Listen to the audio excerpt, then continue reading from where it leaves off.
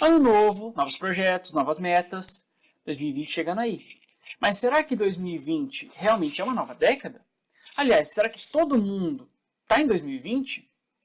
Meu nome é o professor Thiago Souza e hoje a gente vai conversar um pouquinho a respeito dos tipos de tempo e dessas questões a respeito de marcação de tempo histórico.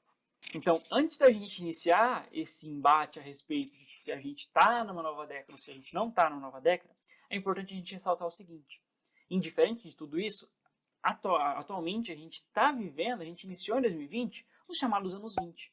Esses anos 20 vão até lá 2029. Mas para a gente se pautar a respeito desse embate sobre décadas, a gente vai utilizar duas grandes instituições que pensam de formas diferentes. A primeira delas é a Real Academia Espanhola. A Real Academia Espanhola ela é equivalente àquilo que a gente tem aqui no Brasil, que é a Academia Brasileira de Letras. Segundo a Real Academia Espanhola, nós não estamos iniciando uma nova década. Já segundo a Organização Internacional de Normalização, chamada ISO, nós estamos sim iniciando uma nova década.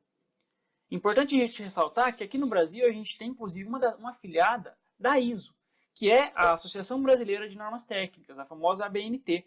A ABNT, da mesma forma que a ISO, ela tem como função padronizar produções. Então, enquanto a ISO ela tem como função, ela tem sua sede em Genebra, e ela tem como função realizar normas padronizadoras para diversas coisas diferentes ao redor do mundo, que vão desde licenças para que empresas possam funcionar, até produtos que são fabricados para crianças, produtos que são fabricados para qualquer pessoa consumir, a ABNT ela também vai normalizar alguma coisa. E o que ela mais normaliza aqui no Brasil está relacionado ao campo acadêmico. Então, os trabalhos acadêmicos, artigos, o famigerado TCC, ele tem um determinado padrão a se seguir, que é o chamado padrão ABNT, justamente para que as capas de trabalho, para que o formato com que esse artigo ele seja produzido, ele seja todo padronizado, todas as pessoas façam da mesma forma. Segundo a Real Academia Espanhola, uma década sempre vai iniciar com um ano que finaliza com o número 1 e sempre vai terminar com um ano que finaliza em número 0. Então, por exemplo, atualmente, a década que a gente vive, segundo a Real Academia Espanhola, ela se iniciou em 2011 e ela vai terminar aqui em 2020. Apenas em 2021 iniciaremos uma nova década. Já a ISO, ela diz o seguinte, ela diz que todo início de década ela acontece a partir de um número totalmente divisível por 10, ou seja, um número que tem a sua finalização em 0. Dessa forma, 2020, um número que tem a sua divisão total por 10, inicia uma nova década.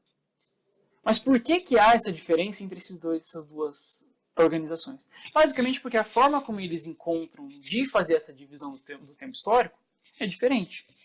Enquanto a ISO ela se utiliza do calendário astronômico, a Real Academia Espanhola, da mesma forma como grande parte do mundo ocidental, inclusive o Brasil, e o mundo internacional, o comércio exterior, enfim, utilizam o calendário gregoriano.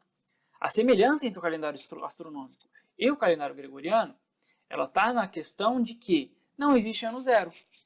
Então, por exemplo, o calendário gregoriano, que foi instituído pelo Papa Gregório XIII lá no século XVI, ele tem como grande marco o nascimento de Jesus. O nascimento de Jesus ele vai datar, ele vai marcar aquilo que a gente chama de antes de Cristo e depois de Cristo. Então, o nascimento de Jesus ele acontece no ano 1. Logo, para a Real Academia Espanhola, a gente tem como primeiro ano o ano 1, 2, 3, 4, 5, 6, 7, 8, 9, 10, formando uma década. A segunda década só se iniciaria a partir do ano 11. Para isso, se a gente for analisar o calendário astronômico dentro do calendário gregoriano, é mais ou menos como se o ano 1, o ano do nascimento de Jesus, fosse o ano menos 1, ou o ano 1 antes de Cristo. Então a gente teria o ano 1 antes de Cristo, depois o ano 1, 2, 3, 4, 5, 6, 7, 8, 9. Ou seja, no ano 10, que é um número completamente divisível por 10, a gente tem o início de uma nova década, que é o que acontece com 2020.